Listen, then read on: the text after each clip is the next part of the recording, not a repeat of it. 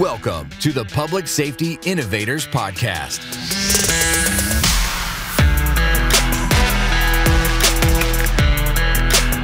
Connecting you with trendsetters who are leading innovation in public safety and expert advice on growing your own post-law enforcement business.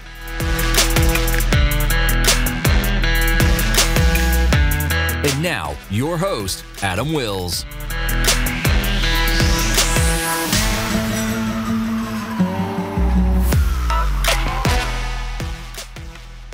Thanks for joining me for episode 33 of the Public Safety Innovators Podcast. At the time of recording this episode, the verdict of the Derek Chauvin trial came out just a couple days before.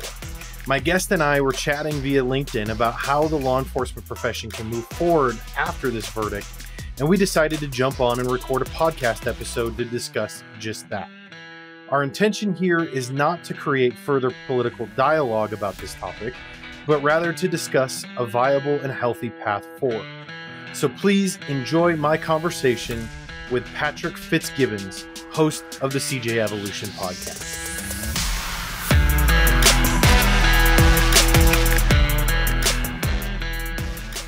Patrick, welcome to the Public Safety Innovators podcast. It's great to have you on. Hey, brother, it's good to be here, man. Thank you for the invite. Keep up. You're doing great work, buddy. Great work.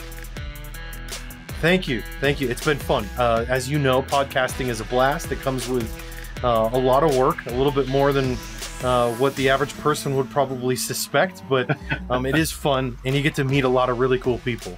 Yeah, it is. It's a blast, man. I started it a while ago, about 5 years, a little over 5 years ago, and I'm learning every day, man. It's I tell people it's not a sprint, it's a marathon. That is very true. That is very true. There have been several weeks where I have been tempted to take a break, just like, hey, I'm going to take 2 weeks off, and no, you just got to press through it, man, and just keep going and keep the content out there. There's so many podcasts out there, which I think is a testament to just how powerful podcasting is right now. But it also means if you quit for a few weeks, people will probably find something else new to follow, and they'll just you lose your audience that way. Well, and that's a great point, Adam. And you know this, and maybe some listeners don't. There's like 30-something% of podcasts out there that are like dead on the vine, that people don't do anything with. So if you see a podcast out there, it might or might not be active. And so, I mean, a lot of people quit podcasting after a handful of episodes. You just gotta keep going. And there's a misnomer out there. I know we're digressing a little bit, but there's a misnomer out there that, you're going to make millions of dollars. You're going to have 1 million downloads in a month. That takes time to build. And most podcasters out there, Adam, you probably know this, their podcast is a segue to other things like a book or coaching or something like that. Unless you're like a Joe Rogan or something like that, and you're getting millions of dollars in sponsorship deals. I'm not making that money, but I'm having a good time. I'm going to make a little bit of money, but my podcast is to get great content out there, like your show, educate our brave men and women and other people. And that's what it's about, brother. Yeah. Well, it's an honor to have you on. You are certainly a seasoned veteran in this space, and somebody that I looked up to when starting my podcast and still do and look to as a model for how it's done. So thank you for paving that path, brother, for myself and the rest of us. And yeah. Well, hey, you know what? We wanted to have you on today. We talked a little bit. You've got the CJEvolution podcast. Obviously, you talk about a lot of topics that relate to the evolution of law enforcement and where it's going. And obviously, I'm talking about innovation. So there's some layers there where we overlap, right? And so today we want to talk about innovation and evolution, if you will, but specifically about a topic that's kind of hot right now, being the day that we're recording just a few short days ago. The Derek Chauvin trial came to an end, and he was convicted on all counts in the death of George Floyd. And so there's obviously there's a lot of dialogue going on right now, both inside and outside of the law enforcement community. Some people were worried, some people less so, some people rejoicing, some people feeling a sense of of concern and worry about where law enforcement goes from here. And I think ultimately what you and I wanted to come together to talk about today is not the specific details of the case and trying to get into necessarily what was the right or wrong decision or anything along those lines, but how do we move past George Floyd and Derek Chauvin? How do we take what happened, the best and the worst of it, and move in a positive direction in law enforcement? Where does the law enforcement industry and profession that I love and you love and hold so dearly go from here? And how do we innovate our way into a better relationship with our community? Yeah, that's a great question. It's a lot there, and we can all agree probably. I mean, it was a horrible incident. It was horrible for the community, the Floyd family, and law enforcement. But law enforcement is not going away, contrary to what people think. So law enforcement's going to be here for the long run. Yes, reform, I would think, would be coming right now, but it's going to take everybody at that table, Adam. You know that. Law enforcement can't do it alone.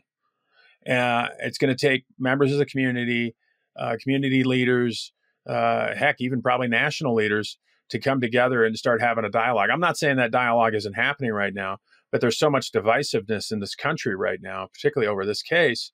And that's where there's we're at an impasse now, it seems like. I mean, nobody wants, nothing's really getting done. And I understand it's fresh, and I get that. I'm talking about the conviction. But the way forward is to have that open dialogue and to realize that the community needs law enforcement and we need the community. So, but we need to have that. We need to come together and start having those discussions. I think reform is necessary, and that's just my opinion. I don't agree with eroding things like qualified immunity and things like that. I think that's a problem. We're already having issues with getting brave men and women to join in our state right here in Colorado. Exactly. So I don't want to go down, in the discussion about, qualified immunity. I mean, if people don't know what it is, and you and I know what it is, they can look it up. But it's very important that officers have those safeguards in place. And but anyway, I think, it's like anything, Adam, you know this. I mean, you got a problem. Well, it starts with communication. Absolutely. And I think, that's not a new problem. I mean, I think there has always been room for us in law enforcement to work on our communication and the way that we just the way that we give knowledge to our community about what we do. And I think even in our efforts to be as transparent as possible, for whatever reason, and I don't know that I can put my finger on it. I certainly wasn't able to put my finger on it, even as an administrator myself. But no matter how transparent we try to be, no matter how much we try to reach across the table and share with the community the reason for the decisions we make and the lens we look at things through, and try to give them experiences like in a Citizens Academy or whatever it may be that will help them to help bridge that chasm, if you will. There still always seems to be some sort of a veil that exists there between community perspective and what our perspective in law enforcement is on that side of the badge, if you will. Yeah. Well, Adam, you know this. I mean, there's always going to be that. There's always going to be that. That you're never going to have full participation or full cooperation or full support. I mean, we know that. And I do think, and I talk about this a lot on my show, I think the majority of Americans out there, a majority of communities support their law enforcement officers. Maybe I'm just naive, but I think the majority of people do. The problem is they're not vocal about it, because we live in this environment now where, I'm not saying everybody, but some people, if they voice their support, I mean, you've seen in Colorado, Adam, people have thin blue line flags up on their house, and they're afraid that their house is going to get damaged or vandalized because, God forbid, they're supporting the police. But I do think the majority of people out there, do support law enforcement. Yes, we're always going to have those people that are hard to come to the table. I think it's more difficult now because we have, politicians actively, throwing their hat in the ring with some of the aggravation and stuff. And that's unfortunate, because I think, I remember, I'm a little bit older than you, buddy, but I remember a time when it didn't matter what political side you fell on, people generally, both politicians generally supported law enforcement. Now we have politicians that are openly chastising law enforcement, calling for defund. So I think that just more complicates the issue. But I am an optimist, Adam, and I do think, as you know, you were in law enforcement a long time. You retired as a sheriff, and you know as well as I do, brother. I mean, there's peaks and valleys. We're just in that valley right now. But law enforcement is a strong profession. We're dedicated. Yeah. We have resiliency, and we will survive. Absolutely. Absolutely. I agree. And like you said, it's unfortunate. I think that there's a lot of players that are really trying to stoke the flames to whatever their end is. And obviously if they didn't believe in their purpose, their envisioned purpose, they wouldn't be so passionate about it. And so, that's a hard bridge to cross, but ultimately, I wish that we could get to a point in this country and specifically, as it relates to policing, that I just wish people could come to terms with, let me rephrase that. There's enough racial divisiveness already going on in our country right now. I rather than continuing to grow that division, because I feel like that's what a lot of this is going on this last year and a half, especially. There's more effort being put into growing those divisions than there is actually to coming together. Rather than saying, you know what, let's forget race. Let's just come together as a human race. All created in the image of God, right? And let's just come together. But instead, I feel like there's this mentality of, in order to fix this injustice, if some want to call it that we need to further pinpoint and divide race. And I think that's disappointing to me. I think that's the wrong path for us to be taking at this juncture. Well, the advice I would give to people out there, and you and I had a conversation before we started a couple of days ago, and I told you I really limit my news intake now. I mean, I really limit it, because I'm not saying that there isn't divisiveness in this country. Absolutely there is. But I'm spending time working on me. And so the listener out there, my advice for you is, if you're out there gorging on news every day, it's not healthy. That the news isn't the business to report the bad stuff. And again, maybe I'm just naive, but I'd like to think that the majority of Americans out there do want to come together, and they do want to work together with communities. And that's what we, like you said, under God, we're all children of God, not to get religious, but we are. And so my advice to people is don't go down that negativity bandwagon. I know I've been there before. I'm not perfect. And, I always catch myself and say, look, things will work out, man. We're a great country because we have been through periods in time. Remember in the 60s, look back on the 60s when, I wasn't even alive yet, but I've studied the 60s and the race riots. And I mean, we've been in these positions before, and we always come through. We always make it through as long as we work together. So I'm very optimistic for the future, brother. I know you probably are too. And it's hard to sit and look at this going on right now, but we'll get through it. People just have to focus on themselves, do the right thing, do good things for your fellow man, open those doors for people. I mean, that's a little simplistic, but you know what I mean? Treat people with respect. And I really do believe things are going to work out. Absolutely. Well, let's talk about what that path forward looks like. I mean, is that a technology solution? Is it a policy solution? Or is it just changes in practice in how we do things as law enforcement, how we engage with the community? What's really the solution going forward? How do we fix that? Well, I think there's a number of solutions. I think you hit on, some components right there. We need technology. I mean, in mass communications these days, technology is a big component, social media, all those things. We need policy changes and update our policies. Obviously, with this recent conviction, things are going to change, use of force policies and things like that. Some of them we might not agree with, and some of them, we're probably going to agree with. I mean, and the other things you talked about, I think it's not just one thing. I don't think it's just one component to come up with a solution. I think it's a collaboration of a solution. I remember when President Obama came up with the 6 pillars of 21st century policing. He had a task force. I believe it was in his second term, and you just mentioned some of those components, Adam, and part of it was social media or technology.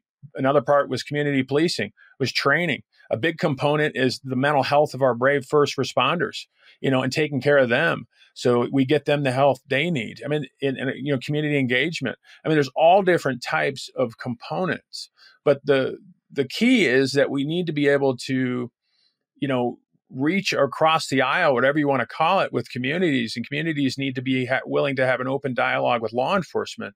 You can make all the policies in the world, but if have all the technology in the world, technology only does so much. You're still going to have those discussions with people to people to utilize those great assets that we have, technology and all these other things to help, go towards I don't think there's any quick solution, my friend. I think it's going to take time. It took time to get here. It's going to take time to get out. But I think it all starts, in my opinion, with communication. And right now, I don't think, we're communicating that well, but we will. I mean, it's still fresh. Now we got a couple shootings, that are fresh now. People are amped up. But I do believe the majority of people out there, brother, again, I can't stress this enough, and I talk about it a lot. I do believe the majority of people out there do support law enforcement. I mean, quit watching the media that portray everybody hating law enforcement. I mean, that's not the case. That is not the case. We got 350 million people in this country, something like that. You cannot tell me that the majority of people do not like law enforcement. That's a narrative that's out there in some places. I just don't believe it. Yeah, I would agree. Well, let me put you on the spot a little bit and ask you this. And my reason for asking this is actually because I put out a poll on LinkedIn just a day and a half ago after the Chauvin trial, the results of it came out, because I wanted to hear from people, and I asked this simple question. Okay, it's kind of a yes or no question. I said, "Is this a good thing, or is it a bad thing for the future of our nation's law enforcement?" Now, obviously, there's a lot you can unpack on those two polar opposite sides of it, but I'm curious to hear what your thought is on that, and I'm happy to share mine. And maybe that's both a long-term and a short-term answer that you have to that, and then I'll also share the results that I have thus far on that poll. Well, I think for me, I mean, we all know that the Chauvin got convicted, but I think, in order for me, it's hard to answer that. What happened. I think I mean, I can't answer both yes and no, but I think in some ways it's good, some ways it's not. Because I don't know all the facts of the case, Adam. I don't know the evidence that was presented. I think I mean, we only know what on its face, that initial video that we saw was horrible. But again, as you know, being former law enforcement, there's a very extensive investigation. And there's evidence that was probably presented that probably didn't even make it to the media, the light of day. So I think for me, it's hard to answer that. I think in some ways it's good for law enforcement. I'm going to take I'm going to walk the line right here, brother, because I think in some ways it's good for law enforcement, but in other ways, mainly because it's going to hamper people from getting into law enforcement. And we need those brave men and women to get into law enforcement to replenish their ranks. Adam, we can't keep going like this. Attrition rates are through the roof. Yeah. And so when we have an officer that's convicted, and I pretty much, I had a feeling he was going to get convicted. And I think in a lot of ways he should have gotten convicted. But I think it's bad too, because it's the ripple effect that this has. So, but, I mean, it's hard for me to say definitively yes. And it's hard for me to say definitively no, because we don't know all the pieces of evidence. We don't know exactly. We know what the media told us, basically, if that makes sense. Yeah. Yeah, absolutely. Which is it's hard to believe on either side of the aisle right now. Yeah, I'm not sure there is any such thing as impartial media anymore. Yeah, I mean, and that's what makes it hard. Now, on its face, yes. I mean, it was horrible. The officer, I couldn't believe it when I saw that. I was aghast, and I was like, my God, the guy's in cuffs. He's not resisting. Get him into the car. So, but there, like I said before, I remember I'm old enough, and you probably remember, the O.J. Simpson trial. I mean, there was so much evidence, brother, that never even made it to trial. So it's hard to I mean, you go with what the evidence you see, but we started out this conversation, brother, a while ago and said, I didn't follow the case. I didn't follow the case. I saw the initial, I saw little blurbs of it. I wasn't following the case. I know a lot of the country was, but I basically saw what happened, that horrible video that came out initially of what was going on, the actual incident itself, a little bit in between, and then the verdict. I didn't follow the case. I'm too busy working on myself and trying to put out great content for my listeners. Amen to that, brother. I'm with you. Well, I didn't follow the case either. I mean, very much from a distance, I mean, there was some things I paid attention to that ended up in front of me that I couldn't, just ignore. I'm like, if I'm scrolling past and I see, I'm interested to see what this is all about. But, I sure didn't go out of my way to learn about the case or really study it or hear what was being presented in the trial.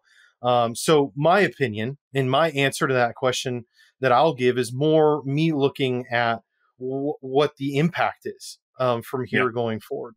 Before I do that, though, I'll share what the results are thus far on that poll. It's very close. So it's 56% good to 44% this is bad. And so I find that interesting. And I expected, about that kind of a split. And there's a mix of people that responded to that are both law enforcement, former law enforcement, and some that are not and have no law enforcement in their background. But it's an interesting response nonetheless. So here's my answer. Well, and if you go ahead. No, you go. Oh no, I was going to say, now, if you listen to my answer, brother, I would probably fall into that yes category. The only thing I said was there's still kind of no's in that no category with me because of recruiting and other things. So, if I could lean one way, I would probably say yes. Yeah. It's almost a difficult question to give a yes or a no answer to because there's so many different pieces to it. Exactly. Yeah. Go ahead, brother. If I was to answer that, I think, no, you're fine. I would answer that in this way. I think short term, it's a bad thing for law enforcement and it's a bad thing for our community. Long term, I think it's a good thing for both. And the reason I say that is because, again, just looking at how it's being politicized, the result of this trial. And I think, unfortunately, the immediate outcome of it is going to be more emphatic action towards trying to convict more cops of more perceived uses of force. And I'm not saying that the George Floyd incident was a perceived one. What I'm saying is I think that can potentially empower those that want to politicize this to dig a little bit deeper into situations maybe that have occurred around the country and try to gain convictions on cops in those as well, even though they might not be as straightforward. That concerns me. I'm concerned about pressing legislation out of an impassioned view as well. And like you said, I'm worried about attrition. I just talked to a cop the other day who's with an agency down in Florida that I won't name, but a large agency that's short 400 officers right now because of the number of people that chose to either resign or retire in the last year, just because of the current environment of things. Because cops, unfortunately, right now are not feeling supported by their community, and whether that's an accurate perception or not, they're not feeling supported by the community, and in many cases, not feeling supported by their administrators who are playing politics as well. And so I worry that that's going to get worse, that there's going to be an even greater exodus, at least initially here, from law enforcement because of that perception. But I do think that long term, like you said, the pendulum swings, right? And eventually, I think this kind of levels out and we will come back to a place where the effort towards progress in having using, like I said, practice, policy, and technology to make some positive changes going forward, both in how we do our job, but also how we communicate what we do with the community. I think long term this will be a good thing. I think it'll spark a push forward in the right direction. But there's going to be a difficult period of time first. Yeah, I agree with that. Well, I want to kind of use that, Patrick, for a bit of a segue here, because in the midst of that initial dip or that initial challenging period of time, where there's likely to be more cops leaving. Obviously, this is a topic I'm passionate about because I talk about it all on the show a lot, about coppreneurship, as I like to call it. And my whole thing is, with the start of LeoToCEO.com, I really want to help cops understand that they need to be prepared with a transition plan. We can't all, I mean, I went into this career thinking I was going to be in law enforcement till I was, 50, 60 years old. And I know a lot of cops do. And there's a lot of things that are, that unexpected that can happen in your law enforcement career that can have you facing a transition out, both good things and bad things. And I think that right now, because of the things we mentioned, there's an environment of cops that are looking at the situation and saying, all right, what does transition out look like to me if I don't want to stick around? And let me make a disclaimer there first. I am not encouraging an exodus from law enforcement. I want to see good cops stick around and stay in. We need to have good cops in law enforcement. And I want to encourage my brothers and sisters to hold the line and stay strong and remain committed to the purpose of the thin blue line. But with that said, I want cops to know that they can't just coast along, assuming that they are going to hit a 20, 30 year mark and get a pension. Let's have a transition plan. And that's why I started Leo to CEO. I want to help cops create a plan specifically to go into business. And I think you are a really good person to emulate in that. You are a copreneur yourself. And so I want to talk a little bit about you and your transition out of law enforcement into copreneurship, what that experience was like for you, what some of your lessons were that you learned that maybe you can share with the audience as well.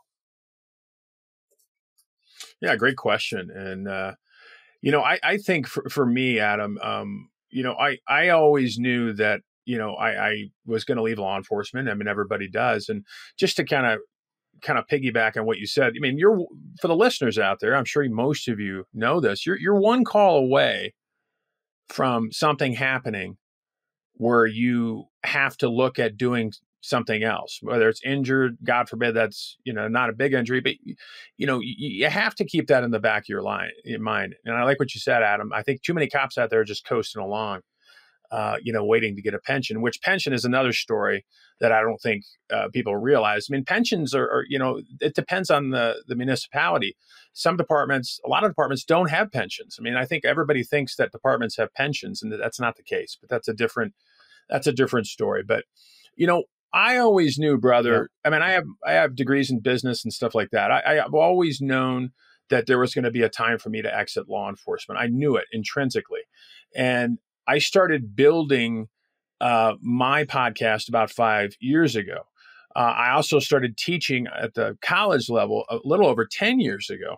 So I had some exit ramps that were already kind of built in place. Was it hard for me to leave law enforcement? Absolutely. I didn't realize until I left law enforcement, and probably like you, I'm going to make an assumption, so much is tied into law enforcement. My identity was a cop for 23 years, almost 23 years. So I didn't realize how difficult it would be until I was out of law enforcement for probably about a year. And then it hit me where I was like, wow, I mean, it was so much tied to my identity. But luckily I had the show. And I was working on my show and the entrepreneur stuff, like you mentioned. And I'm teaching. I still teach. I still work on my show. The point in all that is what advice I would give for officers out there is, yes, it's a tough environment, but it's better if you have a plan, if you have a roadmap. So again, so many officers I talk to, brother, think they're pigeonholed. I was talking to a good friend of mine a couple of days ago that he wants to get out of law enforcement. Okay, what have you done to prepare? Well, I don't have any skills. What are you talking about? You don't have any skills. You're a great communicator, teamwork. I mean, the list goes on. So I think the big problem with a lot of cops out there, I know because I talk to a lot like you do, is they have this misconception that they can't do anything else. They have this idea that they can't do it. I remember when I wanted to leave law enforcement, I was going to retire. I had people say, you're going to get back in it. And I think that's the fear that we have sometimes. Now, some officers don't. They go on and they're successful, like you and me and other people. But a lot of officers are just they have that mindset. I can't do anything else. And worst of all is they're surrounding themselves with people that keep telling them that. And when you surround yourself with, when you surround yourself with people that keep telling you you can't do anything, or you're not smart enough, or you don't have the skills. Jim Rohn said you're the average of the 5 people you associate with, brother. Jim Rohn said that. He's no longer with us. He was a great thought leader of the 20th century.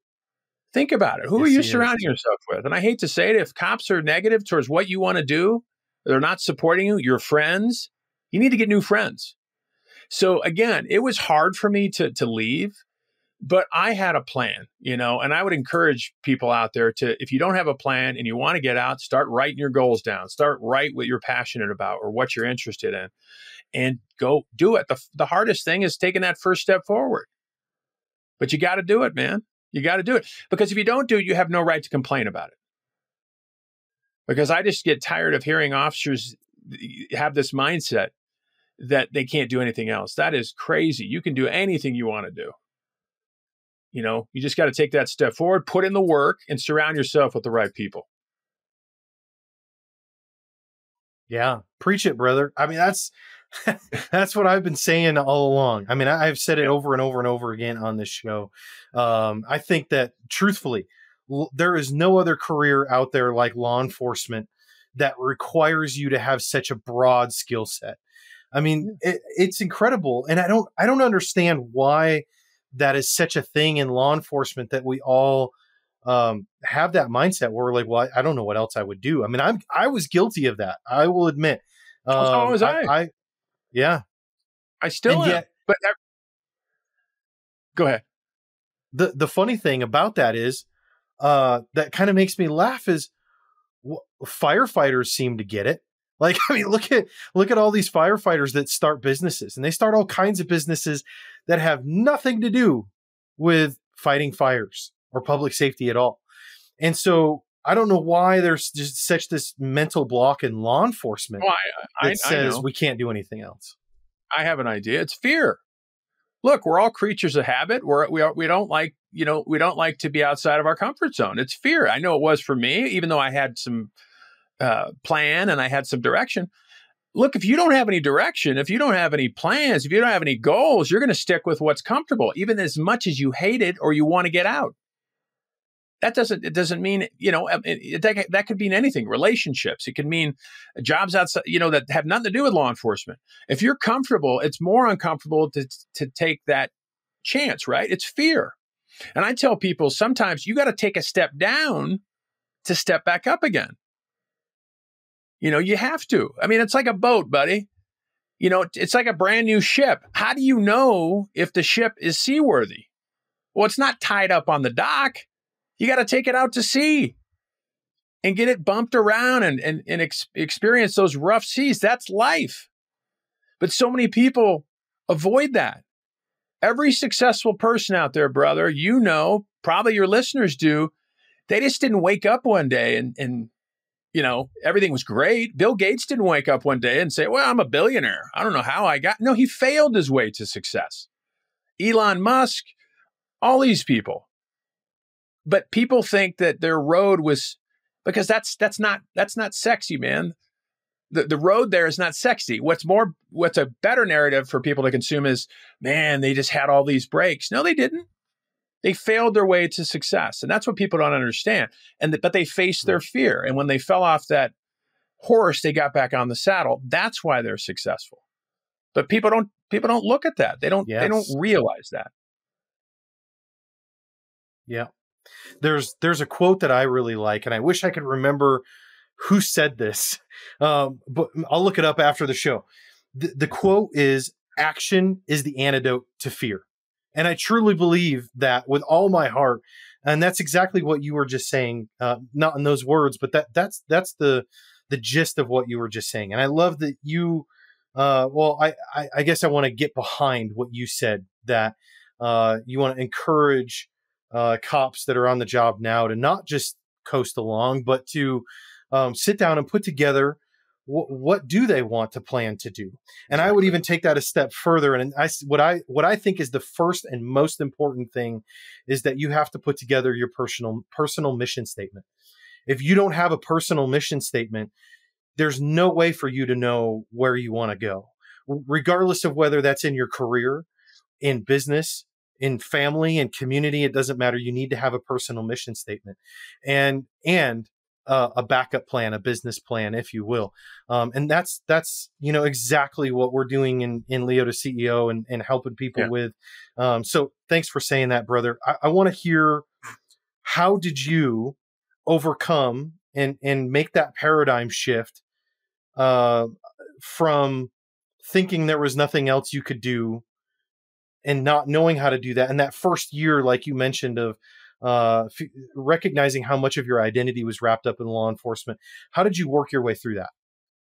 Well, that's a great question. I had the right mentors. Again, it goes back to who I'm surrounding with myself with, what I'm consuming as far as what I'm reading. I'm a big meditator. I take care of my body. I'm eating right. Probably not all the time, but I take care of myself. Look, everything starts with your body. The body controls it all. Your mind, your health.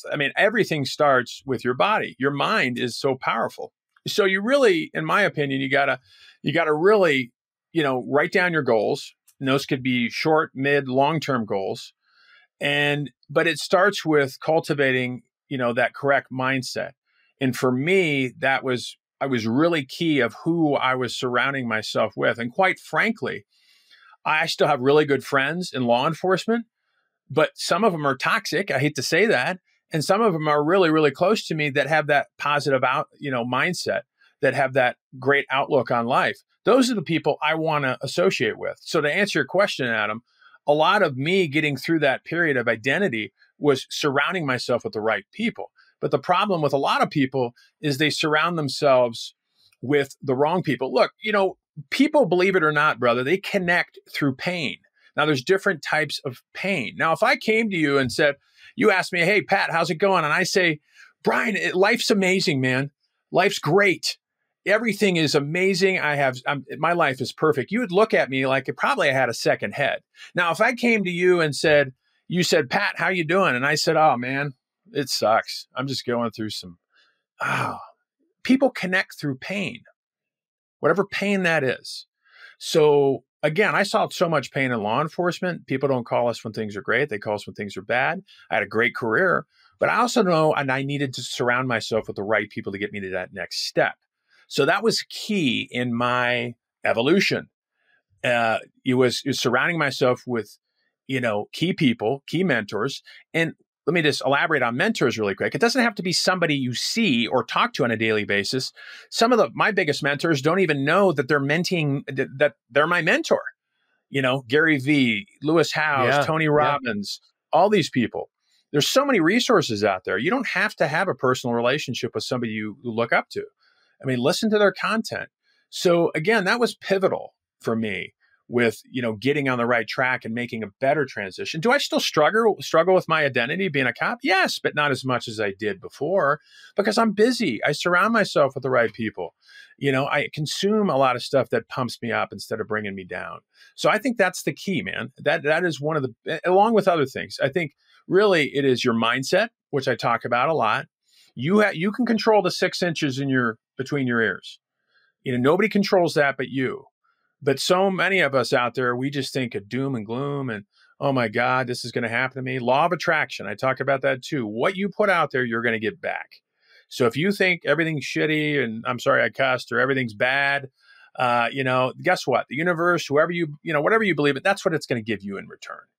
It's a simple fact. I mean, so I know I was kind of long-winded with that, but that has helped me tremendously.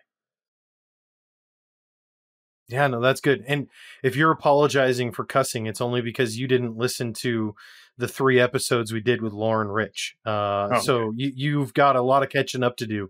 You don't need to worry about that. But hey, you make a really good point there. And you were talking about taking care of your body, right? And what you put in it.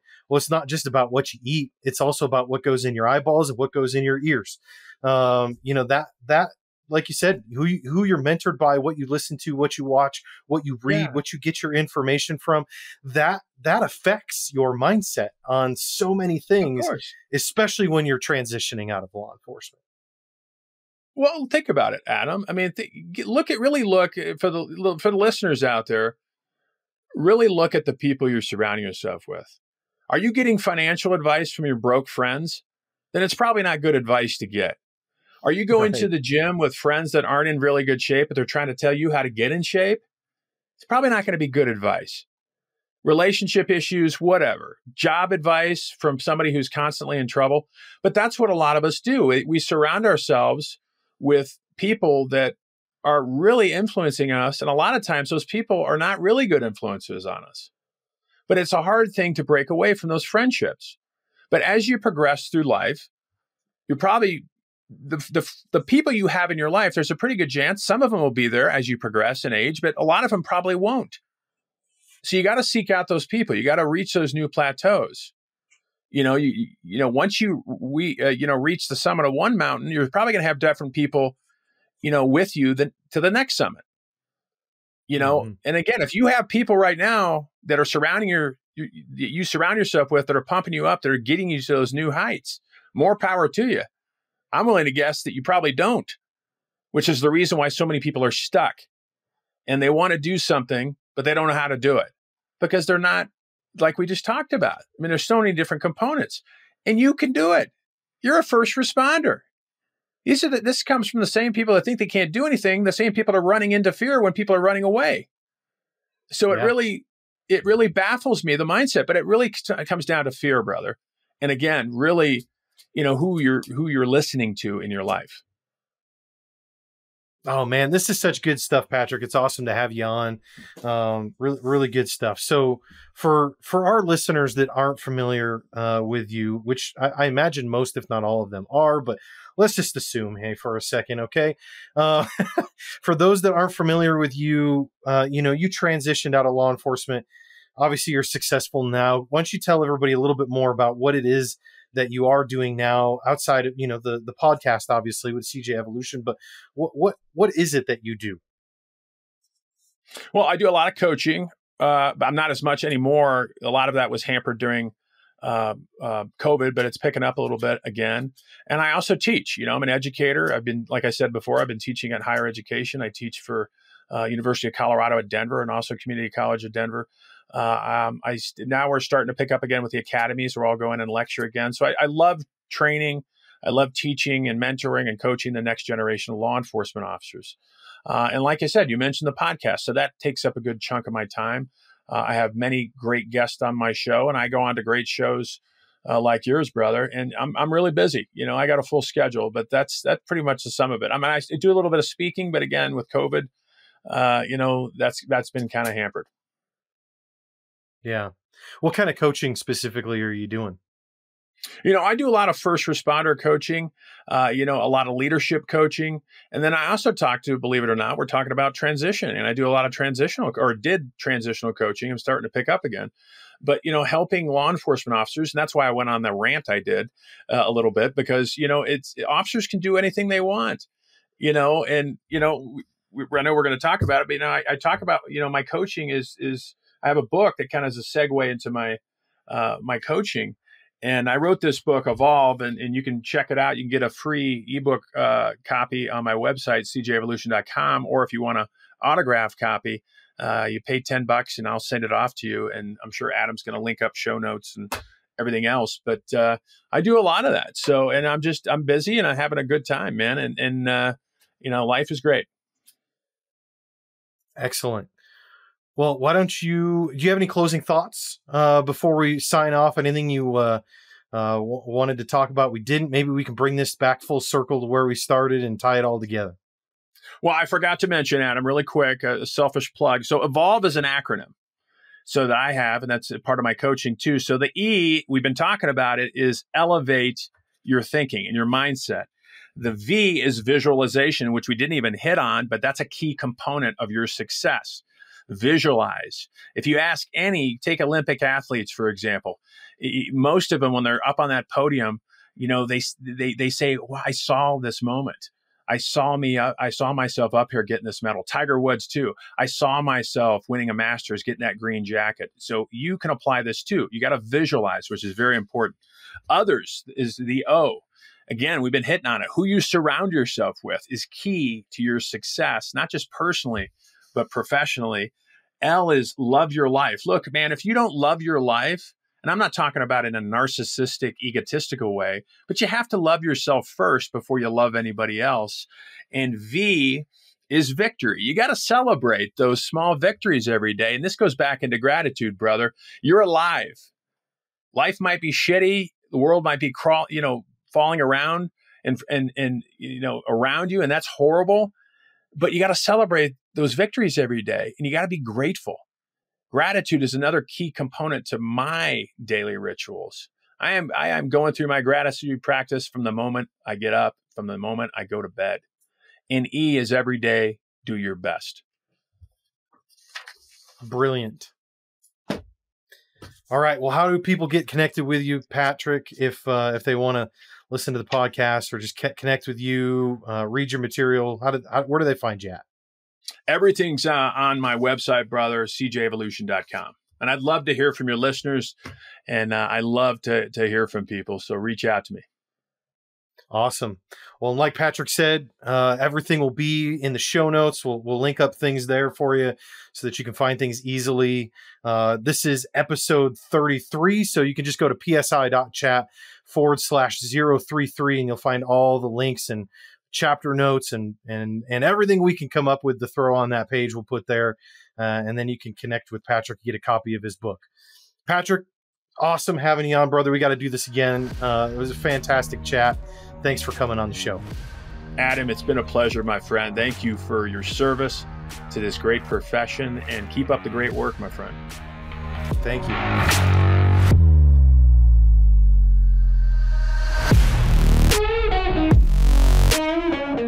Hey, thanks for sticking around till the end of the show. If you enjoyed this episode, please consider leaving a review at psi.chat/review.